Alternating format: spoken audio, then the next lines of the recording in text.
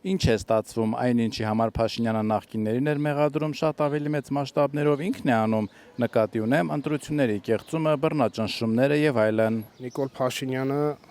8-9 տարի ղեկավարել է ոչ բարով Հայաստանի Հանրապետությունը, մի նախկին էլ ինքն է, թե ընտրություններից առաջ, թե ընտրության հենց օրը, թե ընտրություններից հետո Նիկոլ Փաշինյանը միջև առեսօր ինքը վախի մթնոլորտում է։ Ինքը իր խուճապը հանգեցրեց նրան, որ ժողովրդին լռեցնի, կալանավորելով, ձեռփակալելով, այն ոնց որ ինքն էր ասում, կզստեմ, չոքստեմ, պարկստեմ, չգիտեմ ինչ։ Ինքը վախի մթնոլորտում է, ինքը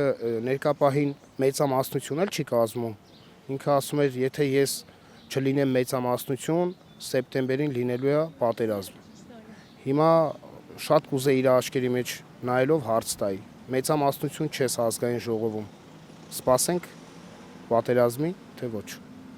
Նիկոլ Փաշինյանը ինքը տեղով չարիք է այս ազգի գլխին։ Իրանք էլ են համոզված, հարությունն էլ է համոզված, որ ծրագրերը հենց այնպես գրվում են, ու դրանք երբեք էլ չեն իրականացվում, փայլունագույն օրինակ, որ ասենք 26 թվականի բյուջեով նախատեսված չէր, որ թոշակառուների թոշակը 10,000-ով կավելանա, չէ՞ որ բյուջեն նախատեսի։ Եվ ինչ-որ մի օր արթնացան ու որոշեցին, որ պետքա բյուջեից այդպիսի գումար, եւ այլն, եւ այլն, եւ այլն։ Իշխանությունը գնաց այդ քայլին 10,000-ով բարձրացրեց։ Որովհետեւ ինքը պետքա ապրանքները թանկացներ, իսկ դա առաջինը թոշակառուներ զգալու։ Փորձեցին մեղմել, էլի, փորձեցին, ասենք 25% թոշակը բարձրացրեցին, մի 60-70% ապրանքի գինը բարձրացրեցին, էլի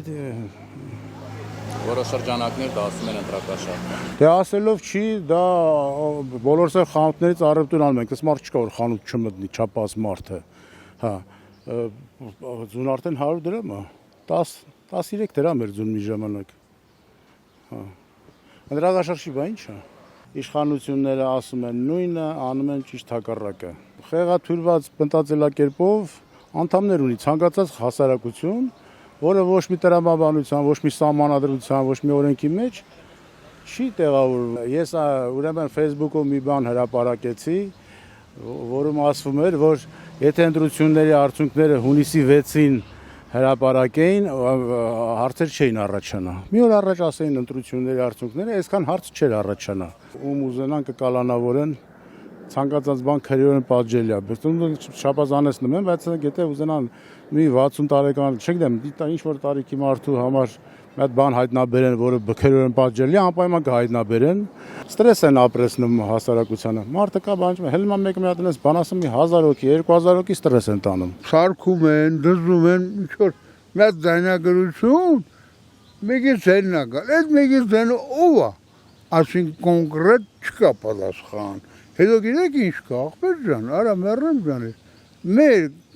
օրենքով չէ, սահմանադրություն ունենք, չգիտեմ, չէ, ախպեր օրենքով չի կարելի։ Այդ աթոռի վրա կլեյկակ սոսինս կակսված, որ քաղցա երևի այդ աթոռը, ես չեմ կարող ասել, ես իր տեղը չեմ կարող, բայց բաներ կա, որ Նիկոլ Փաշինյանը ասում է, հետո ինք իրան հակասում է, դրանում ոչ մի խոսք։